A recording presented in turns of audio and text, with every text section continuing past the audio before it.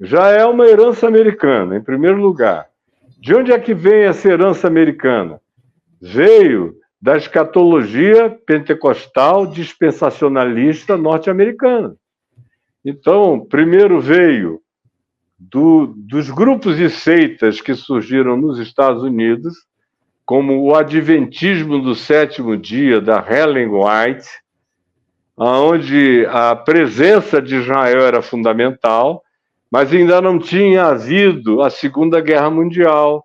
Israel ainda era um povo e uma religião vinculada ao então judaísmo, espalhada na dispersão pelo mundo inteiro.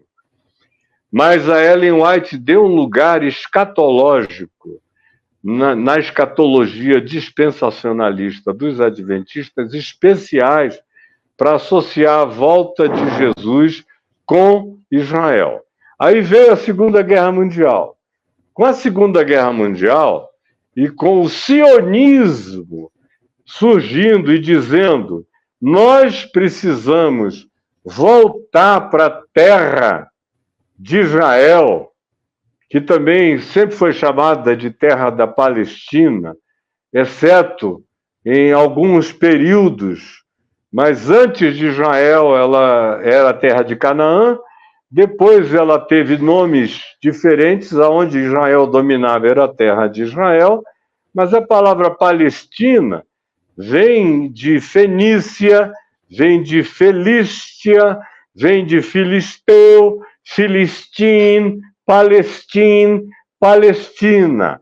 Então, tem essa origem também antiga, paralela. Nos dias, por exemplo, de Alexandre o Grande, já era Palestina. Nos dias dos romanos, era o povo de Israel na Palestina, a região inteira, incluindo o Líbano, a Jordânia, toda aquela área ali, que hoje está dividida em alguns países menores, era a Palestina dos romanos. E Israel também estava lá. Quando os sionistas, depois da Segunda Guerra Mundial, disseram o único lugar, por causa do Holocausto horroroso, de 6 milhões de judeus, disseram: nós não podemos ficar vagando pela terra.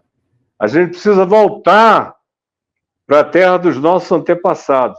Até porque aí surge uma escatologia, um reavivamento escatológico. Presta atenção na palavra escatológico e reavivamento escatológico.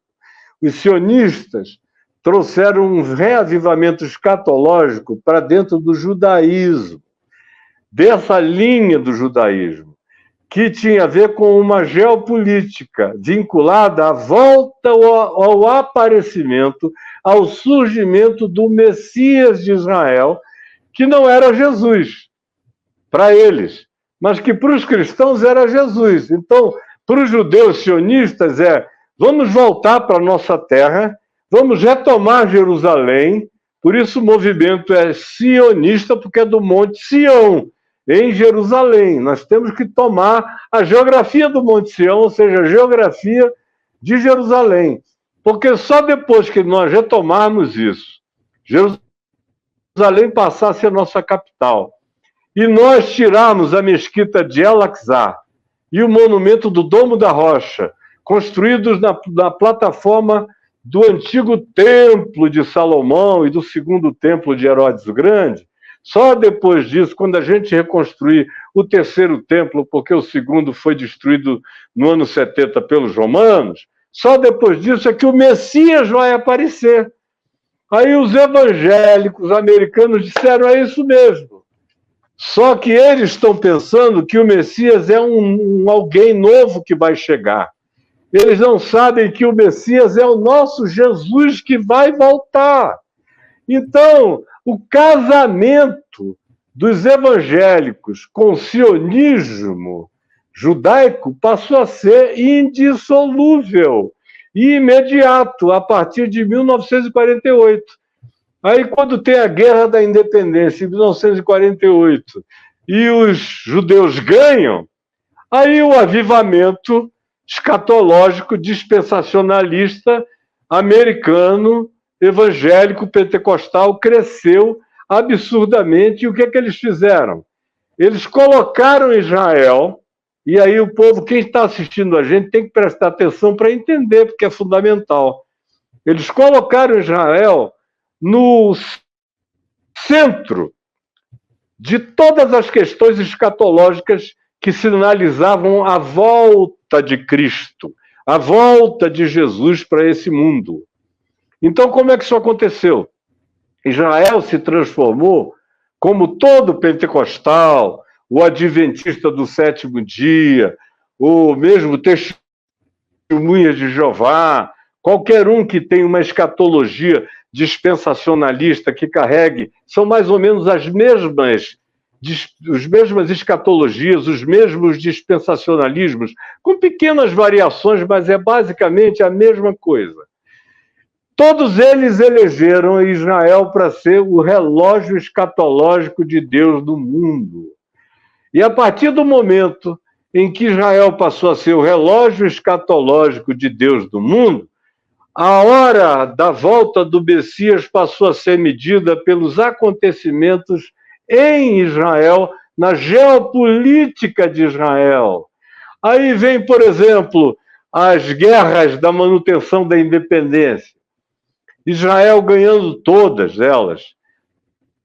Aí isso começou a ser narrado no mundo todo como fenômeno de milagres, como na Guerra dos 6 Dias, em 67, quando em 6 dias Israel vence os países árabes que se levantaram, empurrando cada um para as suas próprias capitais, e marchou na direção do Cairo.